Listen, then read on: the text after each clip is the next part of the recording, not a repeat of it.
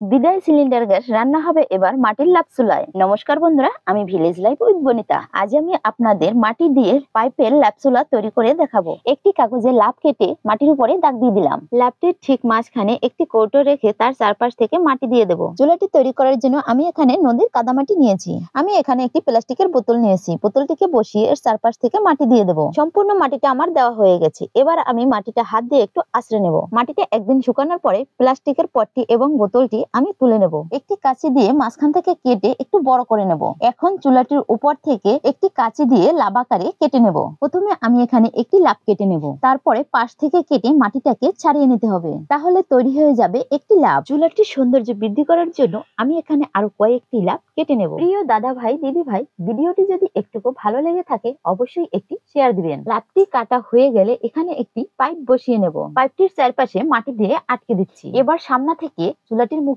কেটে নেব। বন্ধুরা, আমার এই ভিডিওটি কে কোথা থেকে দেখছেন অবশ্যই কমেন্টে জানিয়ে যাবেন, যাতে আমি আপনাকে ধন্যবাদ জানাতে পারি। কেউ যদি চুলাটি নিতে আগ্রহী থাকেন তাহলে কমেন্টে বলুন, তার বাড়িতে পাঠিয়ে দেব। বন্ধুরা, তৈরি হয়ে গেল মাটি দিয়ে পাইপের লাপ চুলা। এবার আমি চুলাটিতে আগুন জ্বালিয়ে দেখাচ্ছি। এই পাইপ থেকে ধোঁয়াটা বের হয়ে যাবে।